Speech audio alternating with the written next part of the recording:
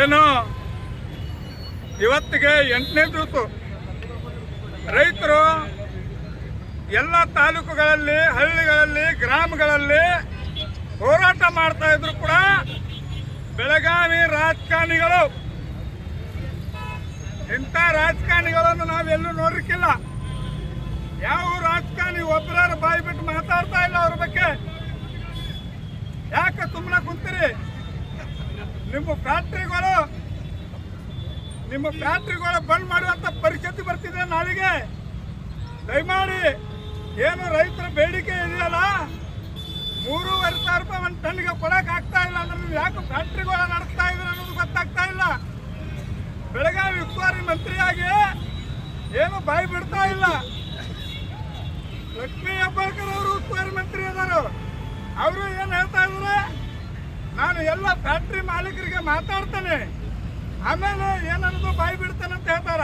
ಮತ್ತೆ ಯಾಕೆ ಇಲ್ಲಿ ಅದಿರಿ ನೀವು? ರಾಜೀನಾಮೆ ಕೊಟ್ಟು ಮನೆಯಲ್ಲಿ ಹೋಗ್ರಿ. ನಿಮ್ಮ ಫ್ಯಾಕ್ಟ್ರಿಗಳು ಬಂದ್ ಮಾಡ್ಕೋಬೇಕಾಗ್ತದೆ.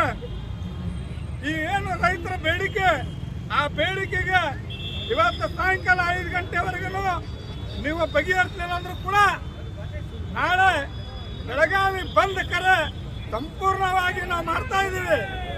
ಮತ್ತು ಈಗೇನು ಇವತ್ತಿಗೆ ನಿನ್ನೆ ಎಸ್ ಕೆ ಪಾಟೀಲ್ ಅವರು ಬಂದಿದ್ರು, ಇವತ್ತು ಮಾತಾಡ್ಕೊಂಡು ಹೇಳ್ತಾನಂತಾರ. ಮಾತಾಡ್ಕೊಂಡು ಹೇಳೋದಲ್ಲ, ನಿಮ್ಮ ಕೈಯಲ್ಲಿ ಸರ್ಕಾರ ಇದೆ, ಕೇಂದ್ರ ಸರ್ಕಾರ ಮಾಡ್ಬೇಕಂತಾರ. ಆ ಕೇಂದ್ರ ಸರ್ಕಾರ ಕೈಗೆ ಏನೂ ಆಗ್ತಾ ಇಲ್ಲ. ಬಿಜೆಪಿ ಸರ್ಕಾರ ಮೊದಲನೇದಾಗಿ ನಾಲಾಯಕ ಅನ್ನೋದು ನಾನು ಹೇಳ್ತಾ ಇದ್ದೇನೆ. ಬಿಜೆಪಿ ಸರ್ಕಾರ ಇದ್ದಾಗಿದ್ರೆ ರೈತರಿಗೆ ಪ್ರತಿಯೊಂದು ಅನ್ಯಾಯ ಮಾಡ್ಕೊಂತ ಬಂದಿದ್ರಿ. ಈಗಿನ ಸರ್ಕಾರ ನೀವು ಏನು ಹೇಳೋದಕ್ಕೆ ಅದನ್ನ ಸರಿಯಾಗಿ ಮಾಡ್ತಾ ಇಲ್ಲ. ರೈತರಿಗೆ ಏನು ಅನ್ಯಾಯ ಆಗಿದೆ ಅದನ್ನು ಸರಿಪಡಿಸ್ಬೇಕು. ಇಲ್ಲ ಆದ್ರೂ ಕೂಡ ಬೆಳಗಾವಿ ಸಂಪೂರ್ಣ ಬಂದ್ ಕರೆ ನಾಳೆ 7ನೇ ತಾರೀಕು ಬೆಳಿಗ್ಗೆ 6ರಿಂದ ಸಂಜೆ 6ವರೆಗೆ ಬೆಳಗಾವಿ ಬಂದ್ ಮಾಡ್ತೇವೆ. ಈ ಮಾತನ್ನು ನಾನು ಹೇಳ್ತಾ ಇದ್ದೀನಿ.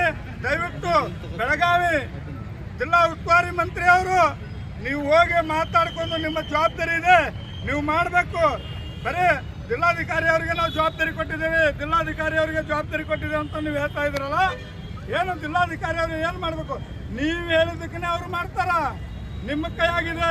ಇಡೀ ಬೆಳಗಾವಿ ಎಲ್ಲ ತಾಲೂಕು, ಹಳ್ಳಿ, ಗ್ರಾಮ ಘಟಕಕ್ಕೂ ಉಸ್ತುವಾರಿ ಮಂತ್ರಿ ಅವ್ರ ಕೈಯಾಗಿರ್ತಿದೆ.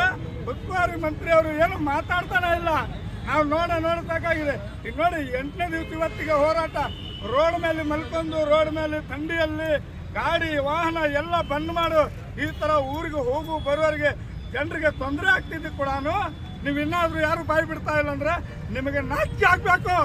ಕರ್ನಾಟಕ ರಾಜ್ಯ ಸರ್ಕಾರ ಇವತ್ತು ನೇರವಾಗಿ ಗಮನಕ್ಕೆ ತರಲಿಲ್ಲ ಅಂದ್ರೆ ನಾಳೆ ಸಂಪೂರ್ಣವಾಗಿ ಬೆಳಗಾವಿ ಬಂದ್ ಮಾಡ್ತೇವೆ. ಓಕೆ.